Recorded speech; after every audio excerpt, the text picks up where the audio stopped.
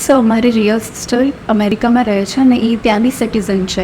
હવે મારે student visa માટે અપ્લાય કરવું છે, તો મારા રિલેટિવ્સ એવું કહે છે કે કેમ કે તારી બેંક યુએસએમાં રહે છે ને એ ત્યાંની સિટીઝન છે, તો તારા સ્ટુડન્ટ વિઝા રિજેક્શન થવાના ચાન્સીસ વધારે છે. તો શું આ વાત સાચી છે? આ વાત બિલકુલ સાચી નથી. એવા કેટલાય સ્ટુડન્ટ વિઝા માટે એપ્લાય કરતા હોય છે યુએસએને કે જેમના રિલેટિવ નજીકના ત્યાં આગળ રહેતા હોય એમને વિઝા મળતા હોય, પણ એમાં અમુક ચોક્કસ પાસાઓ ધ્યાને રાખવા પડતા હોય છે.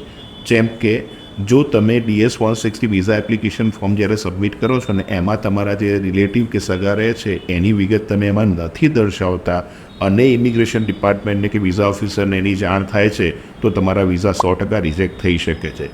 મોરઓવર અમે એવું એડવાઇસ કરીએ છીએ કે તમારા રિલેટિવ જે સિટીમાં કે જે લોકેશનમાં રહેતા હોય એના નજીકની કોઈ યુનિવર્સિટી તમે સિલેક્ટ કરો છો, તો વિઝા ઓફિસરને એવું ડાઉટ જવાની શક્યતા છે કે તમારું પ્રાઇમરી ઇન્ટેન્શન તમારા રિલેટિવની જોડે રહેવાનું છે અને ભણવાનું નથી.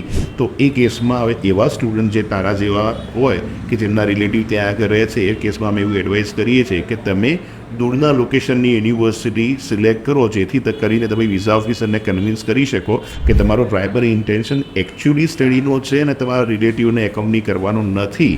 તો આવા કેસમાં ચોક્કસ આ તું જે સમજે છે એ ખોટી વાત છે અને તારા રિલેટિવ કે તારી સિસ્ટર હોય તો તું વિઝા માટે એપ્લાય કરી શકે છે અને વિઝા મળવાની શક્યતા પણ સારી છે. એટલે તું જે વાત માને છે એ બિલકુલ ખોટી છે, એટલે સહેજ પણ ચિંતા કરવાની જરૂર નથી.